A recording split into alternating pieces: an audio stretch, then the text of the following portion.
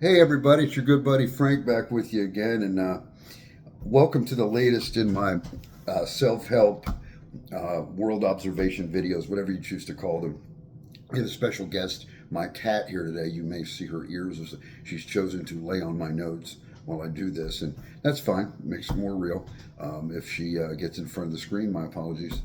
She will subsequently move at some point when she feels like it, as we know what cats are. Anyway, I felt the need to revisit a topic I had done, I think, back during the COVID days, which was about, I called it people, not things. Okay, and the reason I did it then is we were all so isolated during COVID for obvious reasons. We weren't interacting with too many other people other than close family, and sometimes not even that, depending on your situation.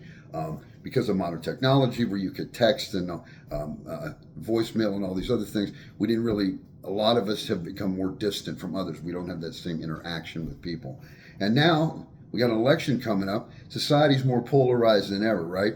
Everybody, oh, this side's right. No, you're wrong. And one side believes the other side is not only wrong, but the incarnate of Satan himself. Both sides kind of are equal in that respect.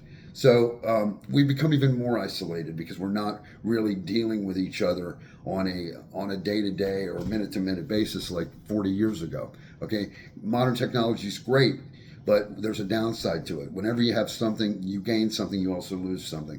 And it's the ease of communications has become so easy online and through smartphones that we really don't need to talk to people anymore. Well, here was my point back in COVID, and it rings true even more so today. Okay, I learned the hard way that life is really about people. It's not about things.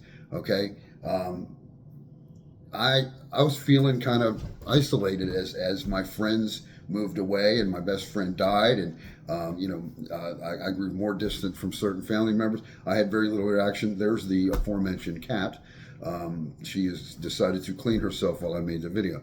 So um, I because I was feeling so isolated and so alone, I figured let me reach back to the past and kind of create an environment for myself I once felt comfortable. And as most of you know, welcome to my cat. There she is, Casey. Thank you very much. Hopefully she'll lay down here soon. As most of you know, I have a very large record collection and movie poster collection, etc. Now she's becoming downright intrusive, so we're going to move this over here. Um, so I could kind of create, basically my whole growing up time. Through all the music I listened to, I have DVDs, and through streaming, I could watch just about any TV episode of any show I've ever watched. Most of you know I'm a big movie fan. I have a huge library of movies that I can just basically relive the late 70s and 80s, which was my time. Okay. I have an emulator system on my computer. I could play any video game I ever played.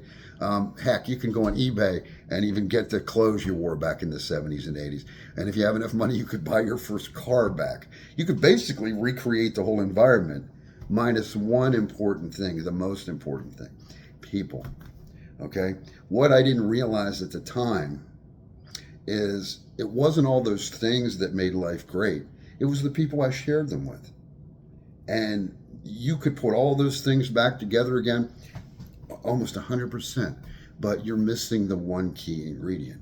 And that is the interaction that made those times special. It wasn't the mall of the 80s that made it special, hanging out and seeing the different stores. It was the people you were with, the people you shared that experience with. It wasn't the movies and the TV shows that were special. It was talking about them at school to your friends, or sharing this with somebody important in your life. It wasn't the vacations that were special. It was spending them with your parents and your siblings and things. And it wasn't the growing up in the 80s. It was growing up in the 80s with your best friend and your friends. That's what made it all special. And without that, you simply had things. How does that relate to today? Well, listen, okay? As isolated as we are, remember that people make this life. It's not about things. You could have all the toys you want in your yard, or in your garage, or wherever you have them. But it doesn't matter if you don't have people to share them with, because that's what it's really all about. So don't lose track of what's important, okay? It's the people, not the things.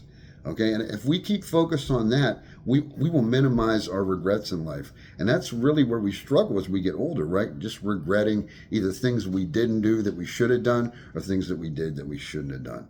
So as I grow and learn life lessons, I share them with you. This was a lesson I had learned several years back, but it's way much more reinforced since COVID, even as society has become all that more isolated and polarized. So hopefully this is helpful to you. Enjoy the last few weeks of a really good summer. We're heading for fall soon. Be football fans, football's coming, and my Celtics will be in action. My world champion Celtics will be in action again in about 2.5 months. So looking forward to that. Another trip to Boston forthcoming, hopefully. God and money willing, and let's all have a great end of summer, okay? Thank you for taking the time to listen to me. All my videos are available on YouTube. Just type in my name. Sometimes I have the link on these, sometimes I don't. Just go on YouTube, type in my name, and there they are.